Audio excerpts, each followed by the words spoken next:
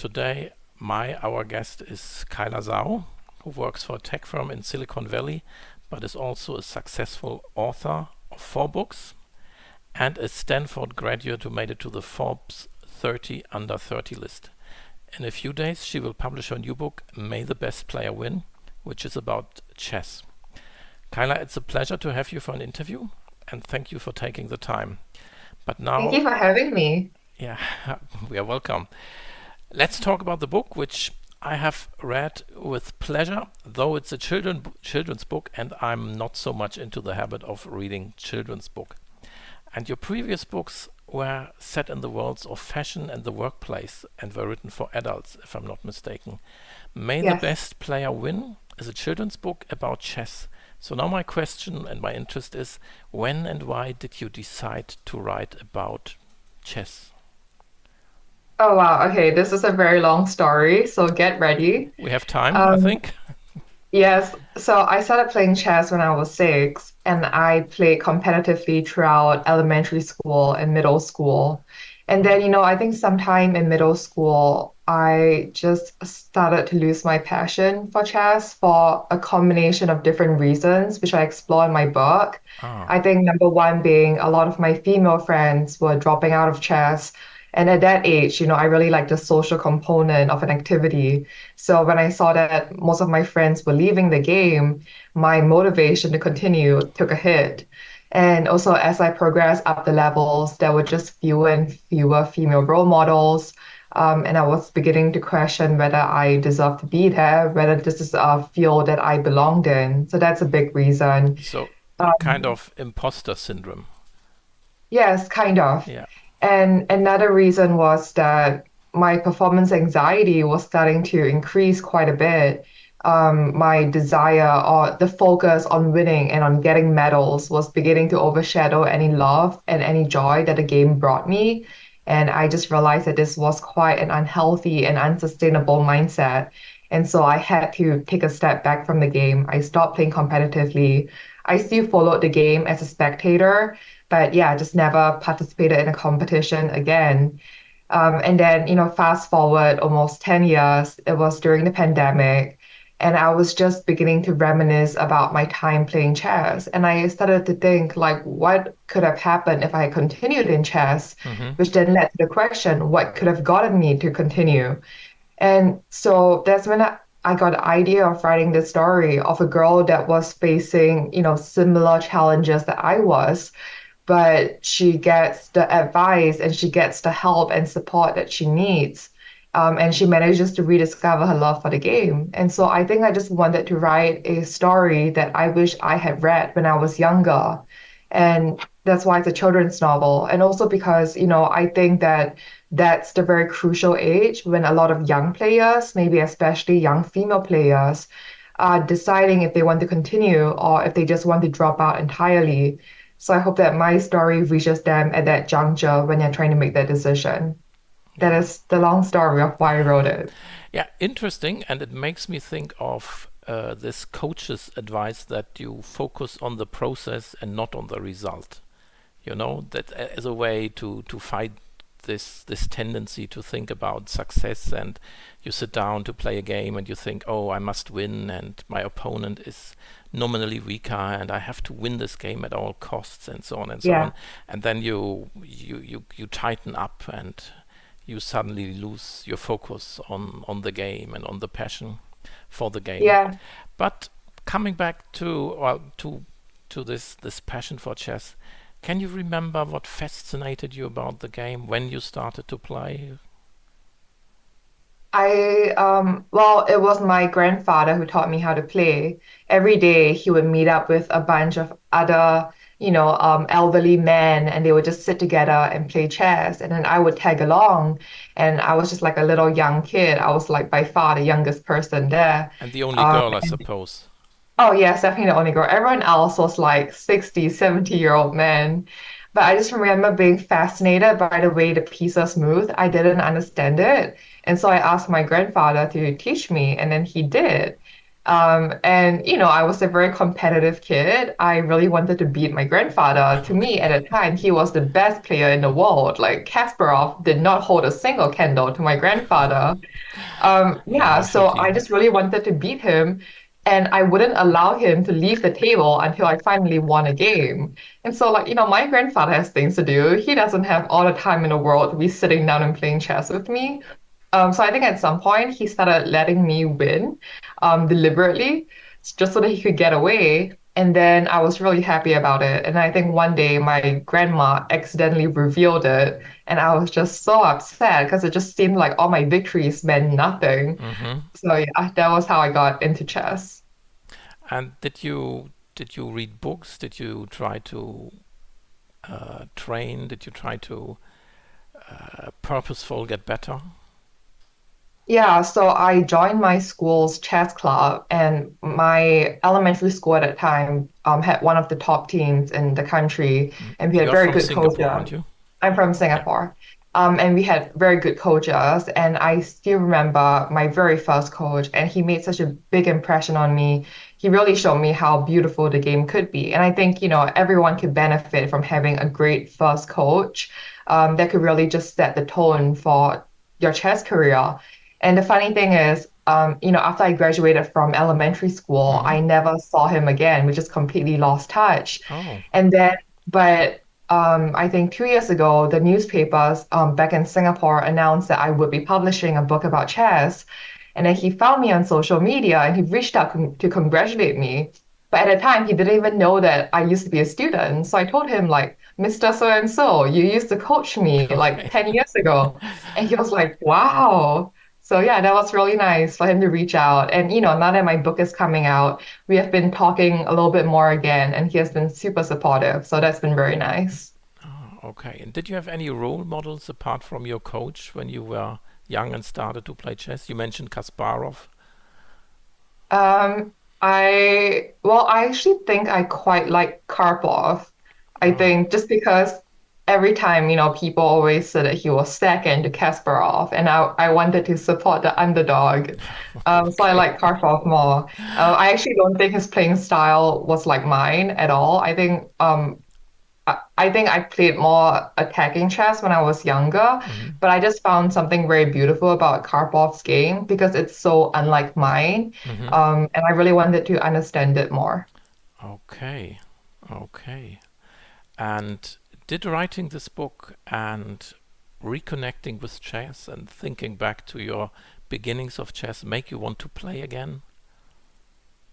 Yeah, so I think, even after I stopped participating in official competitions, I still stayed connected to the game in some way. I couldn't just entirely walk away. So I still followed chess. I followed all the major tournaments, the top players. I interned at the Singapore Chess Federation sometime in high school. And then the summer between high school and college, I organized a national tournament for girls. Hmm. So I was still always involved with some way, and I would play chess online, like play Blitz and Rapid and all that. You still But do I just that? thought, yeah, I still do that. Oh, Mainly just, as a stress reliever, like you play three okay. minutes with 2 second increments and you just bang out a game, and it's like, okay, now I'm unstressed. I can go back to work now. Well, Um, for me, playing yeah. Blitz is stress. Oh, okay. But for me, I think the stress really comes from knowing when there's like a medal or like a trophy at stake. And like I said, I just didn't think that that was like a healthy mindset for me. So I really wanted to just enjoy chess as a game, as something that I do for fun, as something that brings me joy. And writing this book was very, in a way, it was very therapeutic for me Hmm. because I think I was kind of rediscovering what I used to be so excited about chess, what used to make me really love it Hmm. through my younger character's eyes. Oh, okay. And you still follow the events in chess. So, if I ask you about the top players, you would be able to answer without. Um, if you mean top as in like objectively, yes. Maybe subjectively, we might have different No, so answers. let's do a little quiz. Who's the current world champion? This is a tricky Thing one. you're in. Yeah, okay. Yeah, I mean, if you know this, everything is fine. But who's the number Okay. one and who's considered to be the best right now? Magnus Carlsen. Magnus Carlsen. I admired him a lot when I was younger in middle school. So Yeah, yeah. yeah. And your book is very much about the role of girls and women in chess. And so, who's the current women's world champion? Ji Wenjun. Yu Wenjun. And who's the current number one on the women's world ranking list? Hou Yifan. Oh, fantastic. You know everything. Okay. Okay. And did you do any specific research when starting to write the book? So, delving into the chess world again. I didn't specifically set out to do any research just because, like I said, I was still following chess, so I was still pretty up to date on all the major developments. I still understood the technicalities of the sport. So yeah, didn't do any special research. Okay, so you wrote a children's book, and I mean, I'm not so familiar with children's books and young adult fiction, but what strikes me is that even geared towards young people, I mean, young adult fiction and children's book often address serious issues, But your book feels to be full of innocence, if I may say so. There's no death, no drugs, no addiction, no I know it's violence. so boring, right? All the exciting stuff is gone. No crime, not even social media bullying. And the parents are understanding, patient. Yeah, and uh, why did you choose this approach of innocence, even if it might go against dramatic tension? Yeah, that's a great question. Well, I think I was trying to convey tension in a different way. I think in my book, the tension really comes a lot from within. It was how my character put expectations on herself. Mm-hmm. It was how she received the expectations and opinions of other people and let it really get to her. So I think a lot of it was her battling against herself in a way and battling against the opinions and expectations of other people. So even though there are no, major sources of tension, like you said, like drugs or bullying or crime, I think that there's still a very constant thread of tension throughout the story because she's trying to figure out if this is the world that she belongs in, if she's good enough to be there. And, I think that's a very universal problem that a lot of people would face. Whereas some of the bigger things like crime, for instance, that's not as applicable as to Oh, some groups compared to hopefully, others. yeah, yeah. Yeah. No, I mean, for me, it worked. When I started to read the book, I was wondering, a 12-year-old girl, and everything pretty harmless. But then, after 50 pages, I got gripped, and I was wondering, oh, this is interesting, and how will she deal with her friends, and how far will she go with chess, and so on and so on. And I was quite surprised that it was so gripping and so full of tension, Oh, thank you. well, there was an absence of drama and so on and so on. But on the other Yeah. hand, I'm also what chess novels I tend to find fascinating. Yeah, talking about chess novels or about the representation of chess. Usually, chess players are often portrayed in films and books as awkward introverts, with an intense passion for the game. Sometimes they are even depicted as criminals or madmen. And were you aware of these representations when you started writing? So, for instance, if you look at the Royal Game by Zweig, or one of the most famous books about chess, or Lushin's Defense by Nabokov, or you know people, or chess players in movies, they do not come across as socially adept. Were you aware of this? Yeah, I was aware of it. And at least when I first started writing the book back in 2020, most of the chess novels that I knew were all written by adults for Mm-hmm. adults. So I think there weren't that many children's novels about chess yet Mm-hmm. at that time. Maybe that has changed. And those are those are stereotypes being pervaded by the media because they somehow seem exciting. They seem sensational, and that's the image that the media wants to portray. Hmm. But my book, it's a lot about confronting stereotypes and challenging stereotypes. So from the very beginning, I know that I didn't want to lean into any conventional depiction of the game or of the players. I really wanted to write about characters that were fleshed out, realistic, well-rounded. So this was a conscious choice to portray chess players in a different way than other books and movies usually do. Yeah, and also, at the end of the day, my characters, they are children. At Yeah. that age, you're still trying to discover yourself. And they go through school, they have friends, they face the same issues that other people their age do.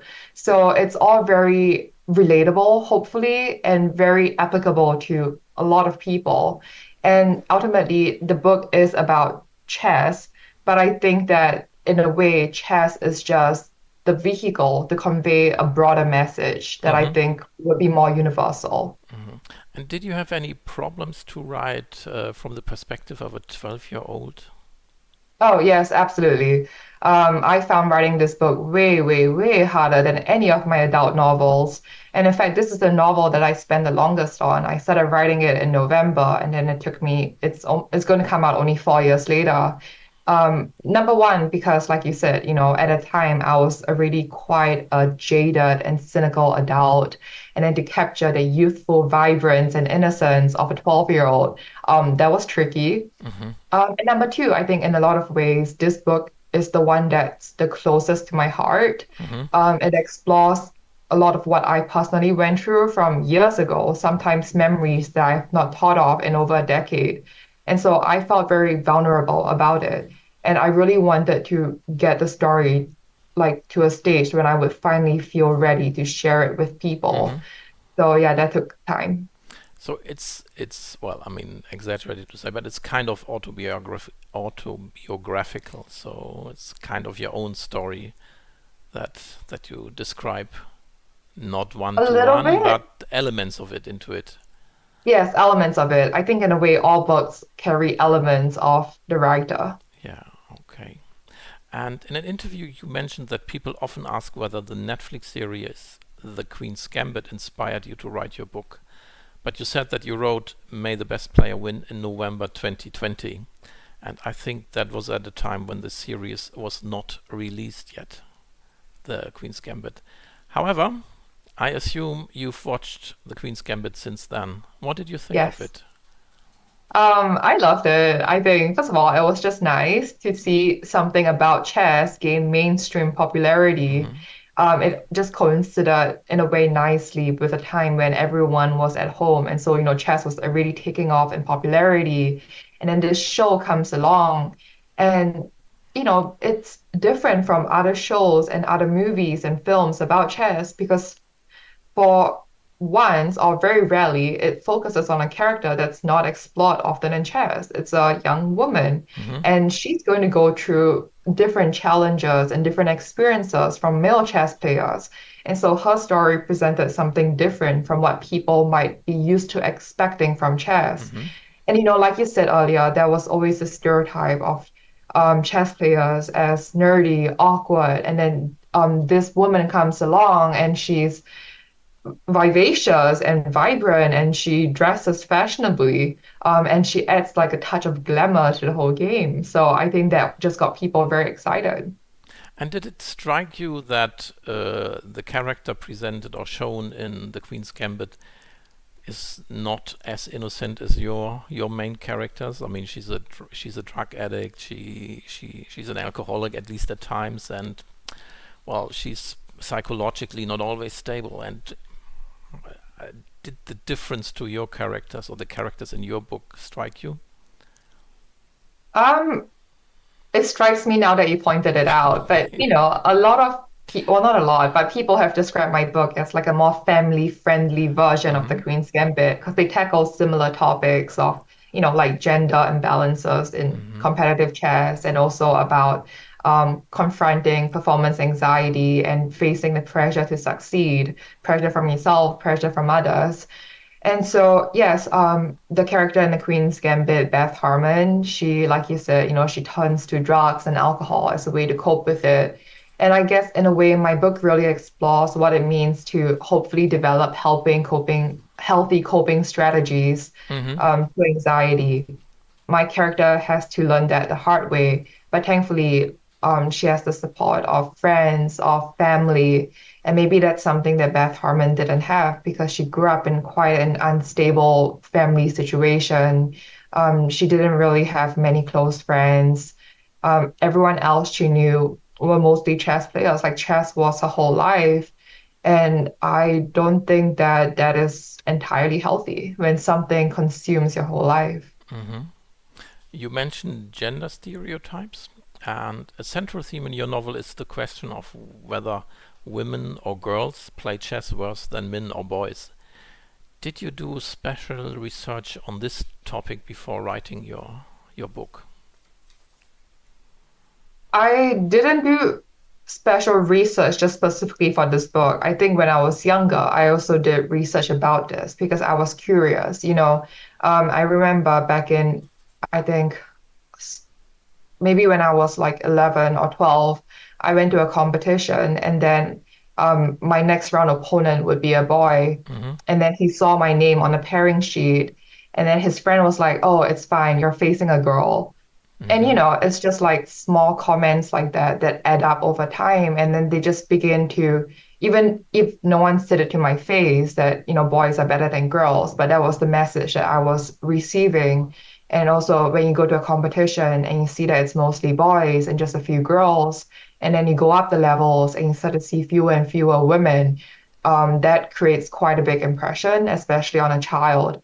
And so I was curious about, what were the statistics? And I looked them up, and I think the statistics weren't positive at all. No. Um, I mean, I think at that point when I was really into it, like Hoi Fan she was still the world number one at the time. And I think she was um, maybe the only woman in the top 100 from what I remember. I can't remember if Judith Polgar was still on a women's list. But yeah, there was just like one woman in the top 100 Mm-hmm. players at that point. So again, that number made quite a big impression on me.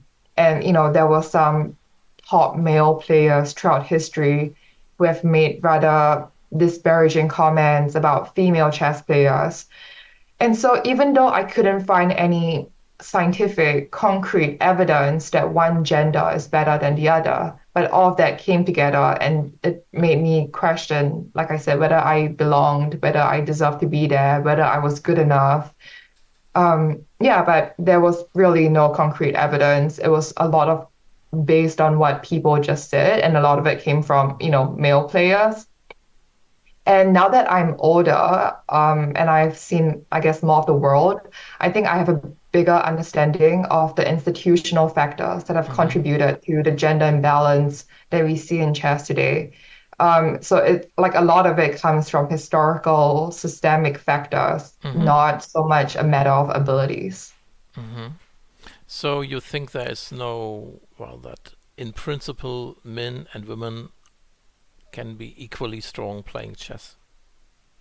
Unless there's concrete scientific evidence, like medical evidence to prove otherwise, yes, I believe that Yeah. capabilities wise, they should be the same. Well, as far as I'm aware, there is no concrete medical evidence, and people still debate why there are so many more men playing chess instead of women. But my question would be, or when you describe your experiences as a young girl, I could easily think that this would make you quit chess, because the better you are, the more comments you receive, and then, as you say, you have the feeling this is not my world, this is not where I belong. Yeah, and then you quit. And what I know is statistics I've read, that a lot of young girls who play chess leave the game around the age of 13, 14, 15, or 16, Yes, just in yes, puberty. Uh, that's and what I experienced as well. Like you said, not only do fewer girls sign up for chess in the first place, but the attrition rate is also higher compared to boys. girls drop out at a disproportionately faster rate compared to boys. Yeah, yeah.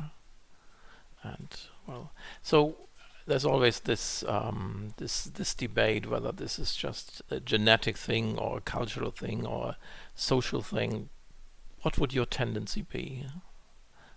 I Why? think it's I think it's a systemic and social thing. And I think there are so many different layers and factors to it. I think a lot about it is history because if there's going to be fewer role models already, like girls are just going to be discouraged from even signing up for chess, Hmm. because they think that there is limited room for them to go as far as the boys can. And so if fewer girls sign up, there are going to be fewer female players at every single level. And so when you get to the top, you're going to end up in a situation where there's only one woman among the top 100. So that's what happens. And I think a lot of it's also about mindset because people grow up seeing situations where there's 99 men to one woman in chess, people start to internalize and they really start to buy into the belief that, oh, maybe men are just naturally stronger than women. And it's not just the players themselves who think that, maybe it's their parents who also believe that, or even the coaches who believe that. Hmm. And that kind of affects the way they treat a female player versus a male player. And, kids are very sensitive. I think they are more aware than adults give them credit for.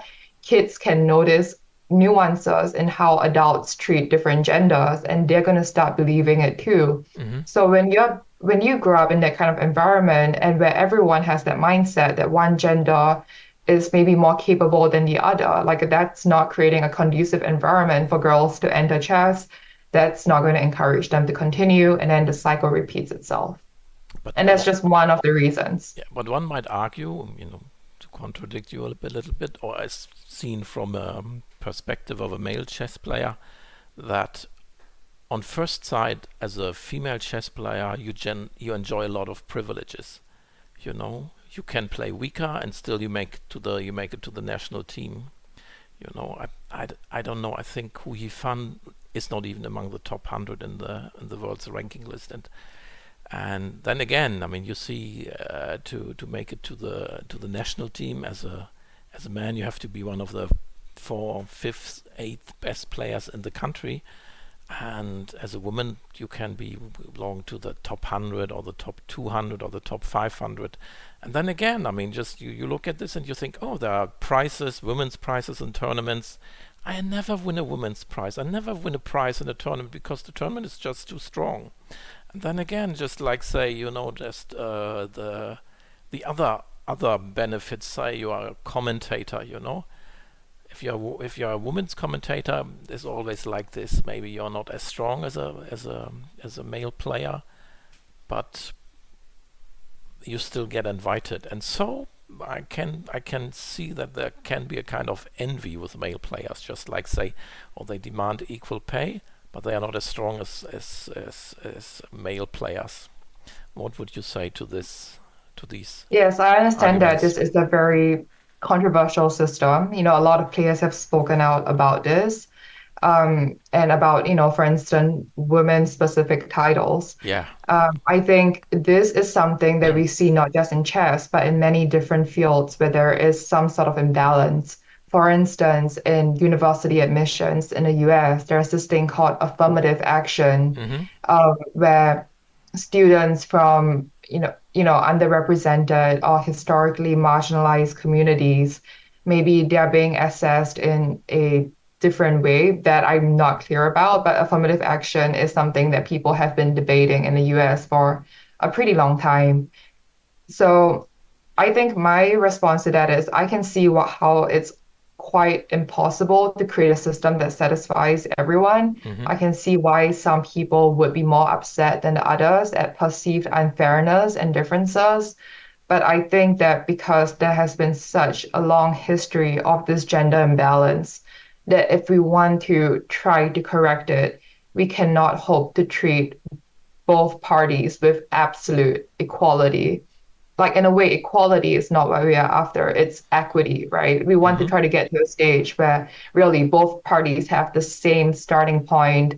They have the same starting ground, not one starting, on a starting point that's like in front of the other. Hmm. And so sometimes to do that, we need to have different systems and policies in place. Yeah.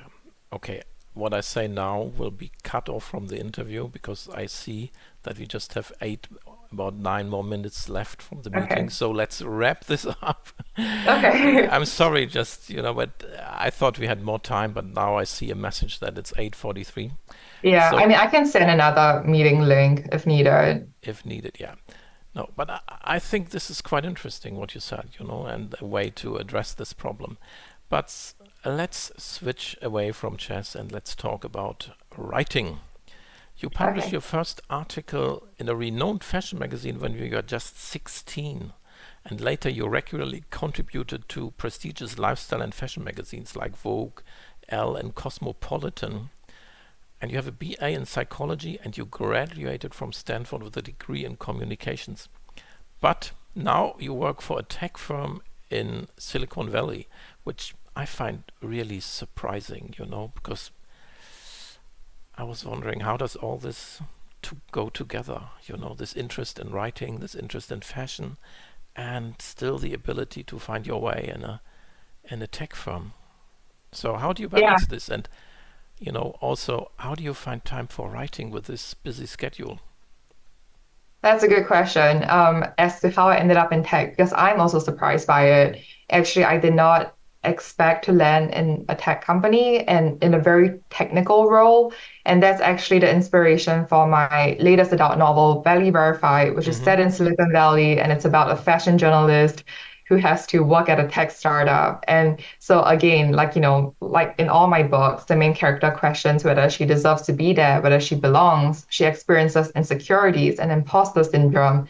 And that's also a lot of what I went through, because I just didn't think that my background qualified me enough for the job that I have now. And so it was a learning process to get to a stage when I realized that I deserve to be there, and that I'm willing to learn to how to be better. Mm-hmm. So these days, like, during the day, I work at a tech company, at night and on weekends, I write my books. Sometimes it gets a little bit hard balancing everything, but I guess ultimately what you choose to balance is what you choose to prioritize. And Mm-hmm. for me, a job is like a job. It sustains my lifestyle. Writing brings me joy. I think it's a stress reliever. It makes me excited. It's a way for me to figure out my emotions and to kind of tidy my thoughts. And Mm-hmm. so I get a lot of joy from writing. Mm-hmm. And so I will keep writing and keep making it a priority until the day when maybe the stress of writing outweighs the joy that it brings me. And then I'm going to have to reevaluate the situation. But this still sounds as if writing is a hobby. And did you ever think about making to turn it into a profession? I mean, I've No. I've I've read this so often that people who later become writers said that at a certain point of time I decided to quit my job to become a full-time writer. But from Yeah. what you just said, I can see that you have these ambitions. No, I don't think I will ever make writing my full-time career. I think if it were to become my only source of income, if I were to depend on it for my livelihood, I would feel a lot more tempted to write what I think people will enjoy and what I Hmm. think will be popular and what I think will sell well. But ultimately, I just like to explore topics that personally interest me in writing. And that's why on the surface, it seems like my books are all very different from one another. Like, Hmm. I have a book set in Silicon Valley. I have a book set in the world of competitive chess. I have another young adult novel coming out in 2026, and that is about Chinatown gangs in the Okay. 1940s. So, again, completely different because different things fascinate me and I Yeah. want to write about different things. But if I wanted to take my author career more seriously, then, I would think more about building up a consistent author brand and developing a consistent readership by writing about things that are more related to one another. But that's exactly, isn't that the topic of May the Best Player Win? This this tension between passion and success. So if you are a full-time writer, you have to have success to earn a living, and then Mhm. well, the question is, where's your passion going? Yes, I think ultimately everyone has to find a different balance. So for me right now, the balance I have with writing, it's what I think is healthy and sustainable for me. Hmm. Someone might have come up with a different balance that is more suited to their needs, their wants, their Hmm. lifestyle, their personality. And there's really no right approach. It's more about just figuring out what's the best for yourself Hmm. and not letting other people's thoughts or opinions influence you. And sometimes it takes time to find that healthy balance. And sometimes you need the help of your friends and your family to help you find that balance. Okay, so well, I hope we will see more books from you, despite Yes. not being a professional career. But uh, coming, talking again about your development as a writer, most writers are voracious readers. Are there any authors who particularly inspire you or inspired you? Are there books that you read or that you have read that made you think, wow, that's really something? I wish I could write that way. Um, I don't know. I think I read a very wide variety of books. I think reading is actually the number one way to becoming better at writing. And I like reading books from different genres. Sometimes it's slower paced romance, sometimes it's fast paced mysteries or thrillers. But what I like in all those books is that the writers find different ways of building tension and sustaining tension. Hmm. I think that is a common thread in all the books I enjoy. And in a way, writing is like a chess game. You have to know how to sustain tension throughout the entire thing. Hmm. And that means sometimes, creating tension in one area and then moving the tension to another spot. So in that sense, I see a lot of similarities between books and between chess games. And I like learning how I can improve my ability to build and develop that tension.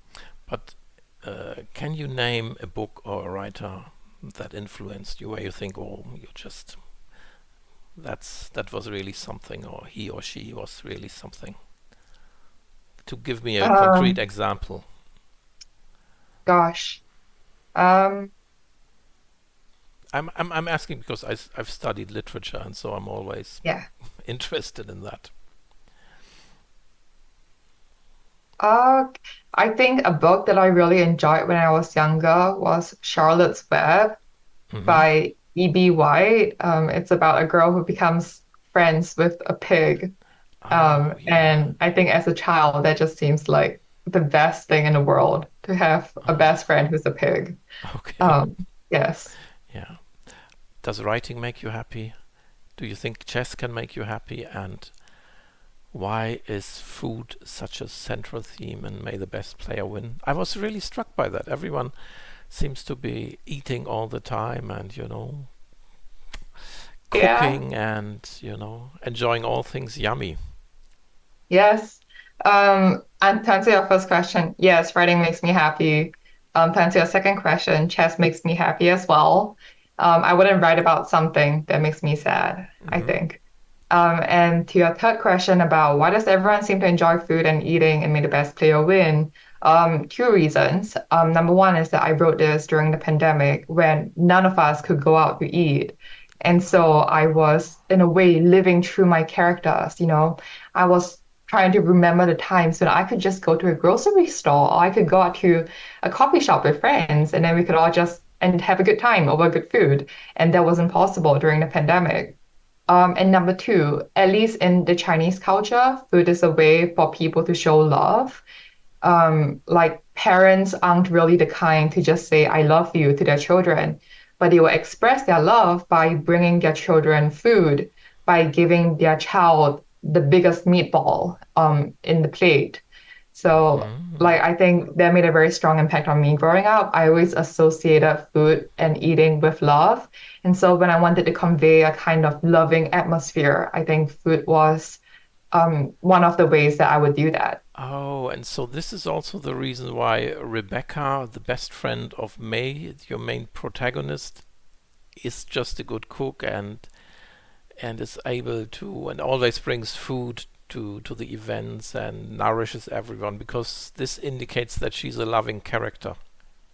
Yeah, and also I guess because cooking is it's just a hobby. I think I wanted to explore how different kids can have different hobbies in a way. Yeah. Yeah. And you said you wrote the book during the pandemic. And the way you described this seems to have been a very lonely, hard time for you. I mean, you're just not going out to grocery store, not meeting everyone, and so on. So the ideal conditions for the writer, you just sit there and you concentrate, focus on your book. Yeah. Yeah. But also, this doesn't sound like being much fun. Yes, I wouldn't say the pandemic was much fun at all, but it did get me to start writing books. I only started writing during the pandemic. Before that, I never saw myself becoming an author. I never saw myself publishing books. So yeah, that was the one thing that kind of changed my life in a way, I guess. And you think this is typical? I mean, this only just to repeat this, to repeat this old cliche that adversity brings you to be creative, that there's something like rough going on and you think, I have to cope with this in a certain way, and then you write songs about it or you write books about it. Would you say this is typical for you, and one of the reasons why you write books? Not to be too inquisitive here. No, yeah, I mean, I think you can track my I think you can identify the points in my life when I felt the most depressed by seeing when I write my books, because I write books when I'm stressed and depressed. Yeah, but this doesn't come through to May the Best Player Win, which I would recommend for chess players to read, even if it's a children book. I thought it's fun to read. When exactly will it be out? It will be out on September 17. It will be released worldwide. I think you can get it from just about any major online retailer like Amazon, Bookshop, Barnes and Noble, whichever retailer exists in your country. Yeah, Okay, then I wish you good luck with the book, and thank I you. hope to read more from you. And for now, I say thank you. Thank you. If I ever write any adult novels about chess, I will be sure to let you know. I think it Thank might you be a very little bit much. different from May the Best Player Win. Thank you very much. Okay, so that was it. I hope everything went Oh, fine. yeah, I This hope part so. we Thank won't you. publish. Yeah, Okay. yeah, this was very interesting. Very interesting. Yeah, Thank you. yeah. Okay, and since this part will be published, I just want to say that it is such an honor to be interviewed by you. I grew up reading your articles. My, Uh, yeah, yeah. oh, I mean, I feel like I've heard about your name for like at least the past 10 years or something. oh, Um, yeah, so it's such an honor to be interviewed by someone whose words I read. oh, thank Like, you. I mean, yeah. I don't know. Maybe you are the writer, and you know this, that you write something, and I find this quite. You write this and you write this. I mean, not every article I write or I've written is written from the heart, because sometimes it's just a tournament report. But Mhm. sometimes there are articles that are close to my heart, and you write it and you don't get any response, and Mm. you don't know how readers feel about this. Yes, Yeah, and it's yes. just like, oh. And sometimes at a chess tournament, someone comes to me and say, "Oh, I really enjoyed that," and it's always a bit like embarrassing. A complete stranger coming up to you and saying, "Oh, yeah, oh, so, oh, thank you very much. I didn't know. I didn't know my Yeah. articles were that well read." Yeah, I mean, I think that's one thing that makes me appreciate my tech job over writing because Yeah, in tech, if you're writing code, you get immediate feedback about whether your code is working or not. But because in writing, like you said, you could just go like months or years without hearing any response, and then suddenly someone comes up to you and you're like, "Wow, I love your writing." And yeah, and yeah, very often you just get negative response. I mean, maybe more in a journalistic world, that you make some mistake, some error, you type something wrong, and the typo, and someone comes up. I mean, you do hours and hours and hours of research, yeah, and all people mention is the typo in the second to last paragraph, and this is a mhm, bit. yeah. And chess fans can be very passionate. If that's the So word, they yeah, can be very critical. Yeah, yes, yeah. yes. No, but and did you ever suffer from negative criticism in your books? For my books. Yeah. Um, I'm sure there has been negative criticism, but I just don't pay attention to it because I Mm, know that that's not going to be like helpful for me in any way. The thing about writing is that it's so subjective. So if you start listening to all the negative feedback, you're not even going to know which one applies, and you're just going to end up confusing yourself. yeah. And so I tell my agent, I tell my publisher that I don't want to hear anything. If it's something that they think is important for me to know, they will tell me. I don't need to hear it from Oh, strangers. oh, that's good. That's good. Yeah. No, because I thought that just like I remember that talking about the topic women in chess, when we publish articles about women in chess, Yeah. the backlash is just horrendous. I mean, there seemed to be an army of frustrated men who can't stand the idea that women play chess or even want to play chess. It's so, and they Yeah, I don't just, know why they get so worked up over it. It's like is it hurting their life to see a woman succeed? Like I don't understand that, to be honest.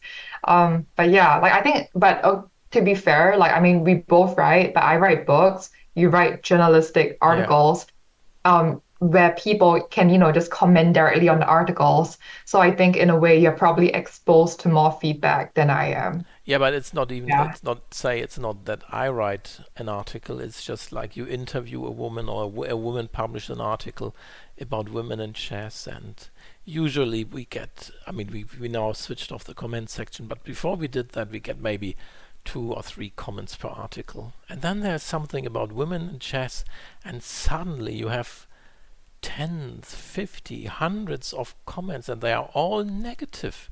And as I you feel so say, sad for those people. yeah, It's and like, why? as you Yeah. say, I wonder. I mean, come on, why suddenly this negative comment? It's just as if this provokes something. This is just astonishing. Yeah. Yeah, but well, let's hope this will change. Let's hope this will change, and maybe your book will contribute to that. Yeah, at, I hope so, especially at a younger age, I think, which is when kids kind of start to build their own opinions. yeah. Yeah, I hope it reaches them at that age. Yeah, but again, I thought that just your person might provoke some negative backlash because you're young, you're very successful in various fields, and there's this idea, oh, this young woman, can she write about chess? What does she know? Yeah, and, Okay. yeah. Well, mm, But so I hope your book is well received, and I hope a lot of chess players will read it. thank And you. I will try to edit this video, and then, as I said, I will try to publish it or publicize it together with a Okay. small article. I can't promise you that it will be an complete review, but my idea was more just to say the book just came out and it's about this and this. This is the story, and Yeah. it reads well, and so on and so on. It's more like mentioning that the book came out instead of Okay. writing a full and Yeah. complete review. Yeah. But I think any opinion you could offer, like, would matter so much more coming from you than Oh, from and you, me. you want my honest opinion? My honest Yeah. opinion? I was very skeptical at the beginning, because I thought, oh Oh, my God, now I have to read this book, and it's a children's book, and it's 12 and so on, because I'm past the stage of children's books. And then I started to read, and I thought, yeah, that's quite nice. And around page 40, 50, I got gripped. And oh, I thank you. I read it in about, well, 240 pages, but I mean small pages. I read it in. I started in the afternoon and finished in the morning of the next day. And I read the Wow. last Okay. 100 pages in one swoop, so to speak. Or the last Wow. That 140, the last 140 I read in one fell, and again, I was John. I printed out the PDF, and then you can see, okay, so many pages left, and I thought, oh, I will manage that, and then suddenly it's finished, and I think, oh, now that's just the afterword. So, but I yeah. mean, really, I just read the last 140 pages in one go, and I did. I'm so honored. And I'm so glad that, you responded to the email. Yeah, like honestly, I was just like trying my luck because I mean, this is ChessBase, so I mean, I wasn't sure if people would respond. I'm sure you guys get a lot of emails like every day, but I'm glad you responded. Yeah, oh, I'm glad I responded. But I mean, it's both ways. I mean, on the one hand, we get a lot of emails, but on the other hand, it's also just like we need these emails because to know about things that are interesting in the chess world. Yeah. And maybe I would have come across your book in a different way, but maybe not. It would have just have been one of the young adult books about chess. So, but no, I'm very happy. I'm very happy this worked out. I'm very happy that we made this interview. Yeah. And well, I will follow your books, your writing career, and I wish Thank you all the you. best. Thank you so much. And I just found out that I'm going to be going to the World Championship. So if you're there, I would love to meet you in person. I And thank you in I person. would love to Probably come to not. Singapore, but Sagar Shah from ChessBase India will be there, and I think we will take his reports. Yeah, Ah, okay, I yeah, see. Well, I'm sure I'll get to see you again, hopefully. yeah. And yeah, thank you so much. And I mean, for your very kind words. Like I said, I think like no one knows me, everyone knows you in chess. No, So an opinion from you on the book means so much more than my opinion on my own book. So yeah, thank you. thank you. I mean, it's well, as I said, it's my honest opinion. I don't have to. Yeah, I don't have to say, oh yeah, this was great. When I thought, oh my God, it was boring. No, I really liked it. Oh, yeah. I really liked it, and I Okay. liked it even more because I was surprised. I was surprised that I was gripped by this. I was gripped by this, and I was wondering. Halfway through the book, I was like, how will this end? What will be the fate of May? How will she? What will she do? Yeah. Again, I sometimes do this when reading books. I would try play this little game, say, okay, will it end happily, and so on and so on. Well, it's a children's book, so it can't be too sad. No, of course not. But still, you wonder, just like a trite ending would be that just say she gets one success after the other, and in the end she has Yeah. this and this and this title. This would be too trite, and then I thought this. It has to be a good ending, but some drama has to be in there. So Yeah. anyway, I let you go now, and Okay. all the best, and thank you again. Yeah. Thank you.